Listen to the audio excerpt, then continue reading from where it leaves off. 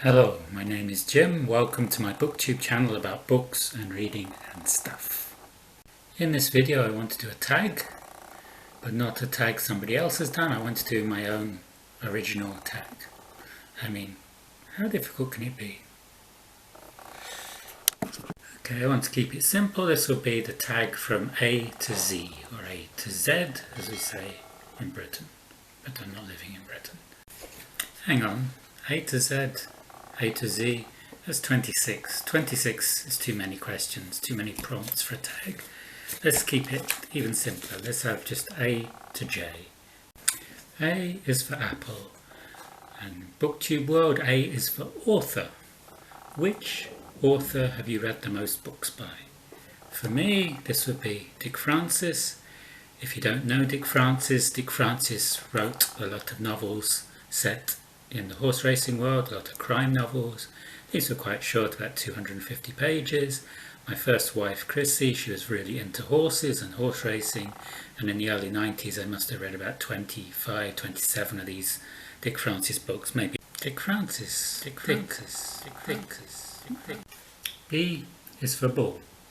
B is also for Black History Month. February is Black History Month. What are you reading for Black History Month? I'm reading Solitary by Albert Woodfox. Albert Woodfox was imprisoned in solitary confinement in the notorious Angola prison in Louisiana. He was accused falsely of murdering a guard there. He was originally imprisoned for armed robbery. He was a stick-up artist, but when he joined the Black Panther movement, he changed his ways. It promises to be an interesting and powerful read. C is for cat. C, what are you currently reading? I'm currently reading Noir, K.W. Gita, Anna Karenina by Leo Tolstoy, and Solitary by Albert Woodfox. D is for Donald here, Donald Duck. This isn't Donald Duck, it's a duck. D, what is your drink of choice while reading? My drink of choice while reading is Rooibos tea.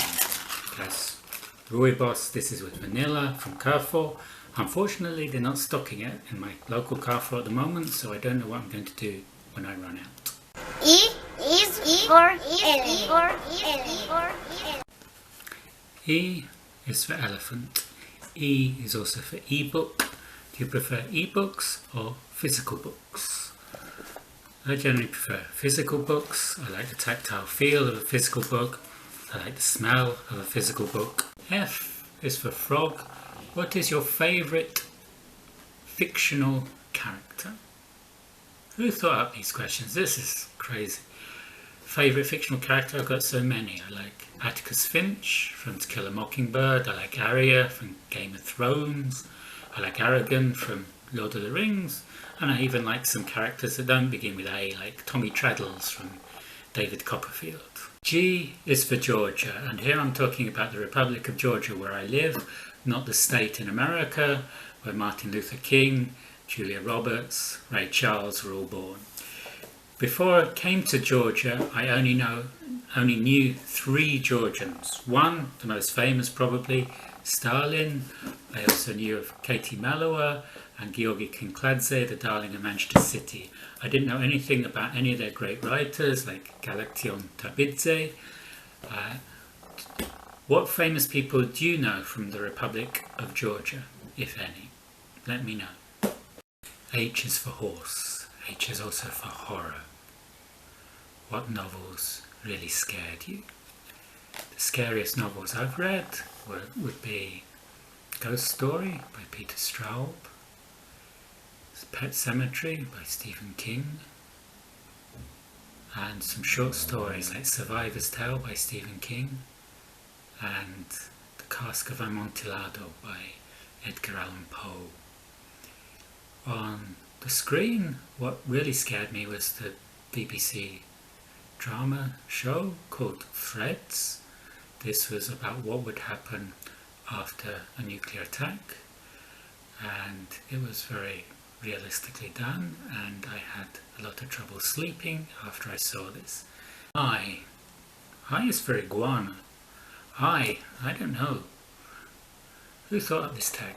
I can't think of anything appropriate for I. I know things beginning with I, like Italy, India, Ireland, Iceland, Indonesia, lots of countries, intelligence, but I haven't thought up a tag, a question, a prompt for I. If you can think of a prompt for I, go with it. Let me know in the comments below, or let me know on a video.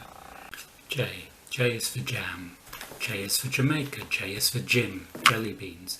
J is for just finished. What have you just finished reading? I've just finished reading Remarkable Creatures by Tracy Chevalier. Remarkable Creatures is a story of two women, Mary Anning and Elizabeth Philpott.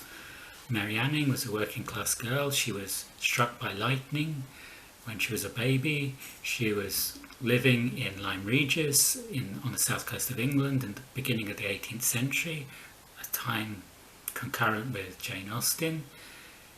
She had a gift for finding fossils. She would find ammonites, and she found some of the earliest fossilized remains of dinosaurs, ichthyosaurus, plesiosaurus. This was controversial at the time because the church didn't believe that a creative God would create animals that could become extinct. Extinction was a controversial theory at the time.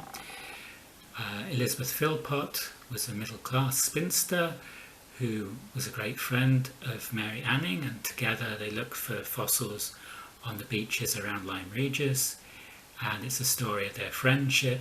It's a story also of